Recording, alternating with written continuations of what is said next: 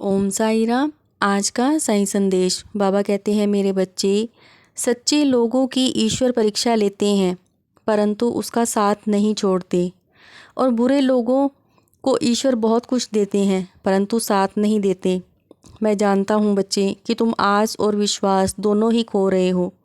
तुम किसी पर भी विश्वास नहीं कर पा रहे, यहाँ तक कि मुझ पर भी विश्वास नहीं कर पा रहे हो। तुमने अपने जीवन में बहुत सी चुनौतियों का सामना किया है। तुमने खुद को हर बार अकेले ही पाया है और अकेले ही जीवन की चुनौतियों का सामना किया है। अपनी परेशानियों से जूझते जूझते तुम यहाँ तक आ पहुँचे हो। तुम्हें मदद तो मिलती है लेकिन सफलता नहीं मिलती, जिसके कारण तुम्हारे अंदर नकारात्मकता आ जाती है। तुम्हारी सोच भी नकारात्मक हो जाती है, जो सही नहीं है तुम्हारे लिए।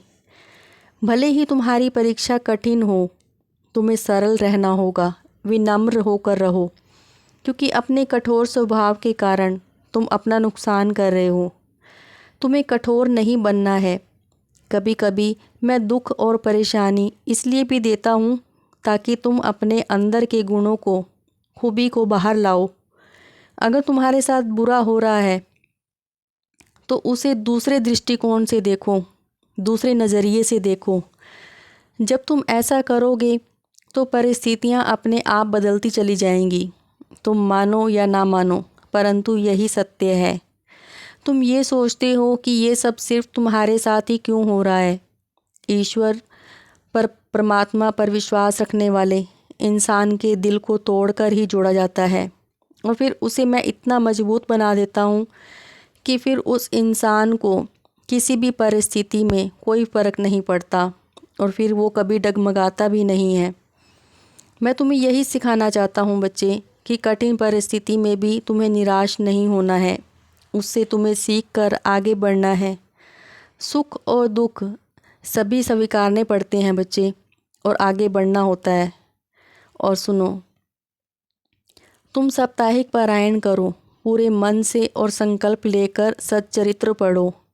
तुम ये मत सोचो कि तुम ये सब कैसे करोगे। एक बार मन बनाकर शुरू करो, फिर उसे मैं पूरा अवश्य करवाऊँगा बच्चे। और हाँ, कोई भी ऐसा फ़ैसला मत लो कि जिससे तुम्हारा परिवार निराश हो जाए। बहुत ही सोच समझकर कदम उठाना। सभी की राय लेना बहुत ज़रूरी है, और जल्दबाजी तो बिल्कुल मत करना। हड़बड़ाहट में कोई भी फ़ैसला मत लेना।